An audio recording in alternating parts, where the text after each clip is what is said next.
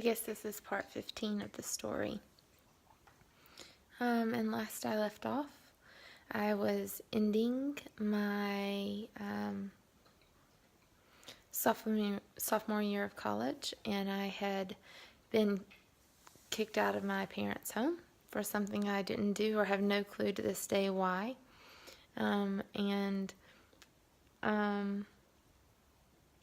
Yeah, starting a new life, going into my junior year.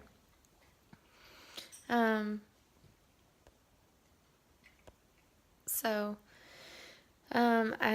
really don't know what to say. I think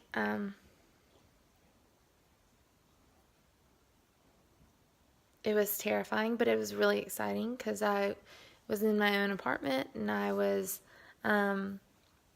working full time and I was going to school full time. And honestly, I didn't like any of my majors because what I had started off doing, which was pre-med, I no longer was focusing on, and I had gone from wanting to be maybe an architect to maybe being a lawyer for children's rights, to being I even remember taking an accounting class. I don't remember why I would have been taking that, but I did. And then I started focusing on my major being an English and literature major, to be a teacher. I hated my majors.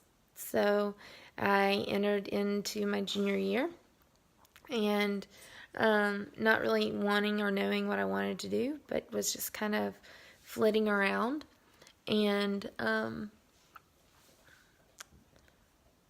did. And I started to drive back and forth from Memphis to Jackson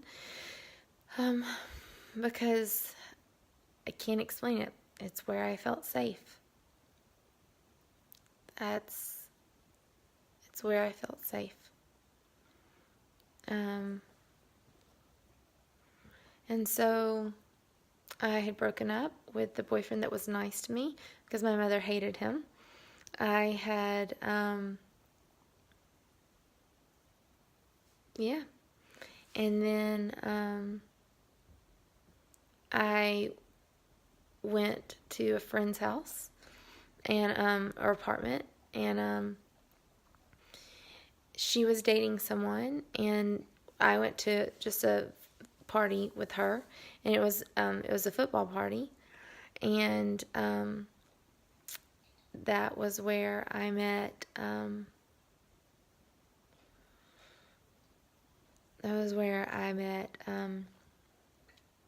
Mitch Morrison. And it's where I met Mitch Morrison. And I had no clue who he was, not a clue. And this kind of makes me want to vomit talking about.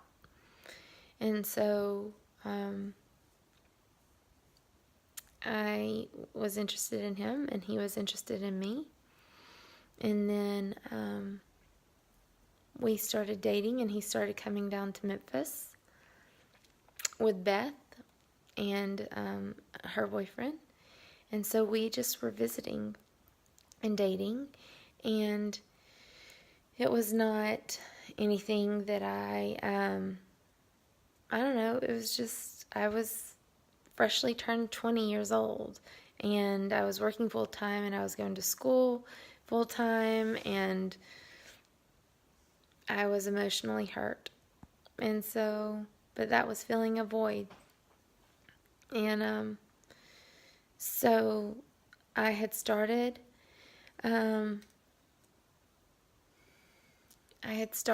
to as I had started to date Mitch, the out of town thing, I just wasn't happy, and I knew I wasn't happy, and every time I would get frustrated, I would run. I loved running. Running was something that I loved it when I lived in Jackson, Tennessee, and I did it privately. I would sneak out of my house at night and go running around in my cove. I would, even when it was cold, I would put on a big, thick coat, and I would just run. And so I wasn't happy in my relationship. I wasn't happy in my majors. I wasn't happy in anything. So I would run. And I had dated Mitch, and we had talked about maybe me going to his school. I had no clue how I was going to pay for it or afford it, but I knew I could work really hard, and I knew that I wasn't happy in the school I was at, and so I just figured, well, okay, I will... Maybe that's what's wrong. So we started talking. I started looking at his school, and I remember looking at the booklet for his school. And now looking back, almost 20 years later, I now know. But I remember hearing and knowing and understanding that that's not where I was supposed to go to school. And so at that time I was working at Yaya's, which was a Euro Bistro restaurant. It was amazing food. I was a waitress, and we had talked. And then Easter Sunday came around. And by that point, Mitch and I had been dating for close to 7 months, and I just knew I wasn't happy, and it was kind of wrapping up. And we went to church on Easter Sunday at my church, and we came back to my apartment, and I said, "Why are we doing this? What's the point?" And when I said that, I just knew, and we started fighting. And it was coming to a close. I knew it was. It might not have been easy, because if anyone knows me, I hate fighting, I hate arguing, I hate letting anyone down.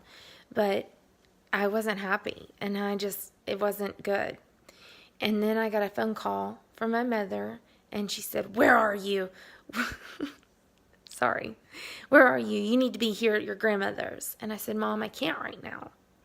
And she said, "You need to get here now. Get up. Get over it." And I dried my tears, and I got dressed, and we went to my grandparents. And I ended it. I ended the conversation. I didn't. And so 4 days later, I was on spring break with my college, and 4 days later, nope, it wasn't spring break.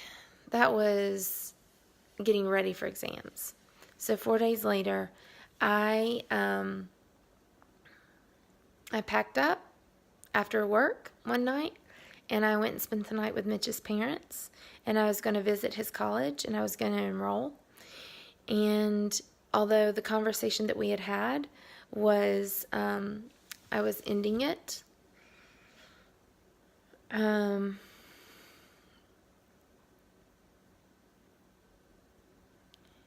it's hard when you're trying to do everything. You're trying to please, and then you're trying to make yourself happy. And so I went to his college, and I enrolled, and I went to chapel. And I knew by going to chapel, I knew it. I wasn't supposed to be there. And so we went to Burger King that day after chapel, and we talked, and he had supposed to been coming to my house with me.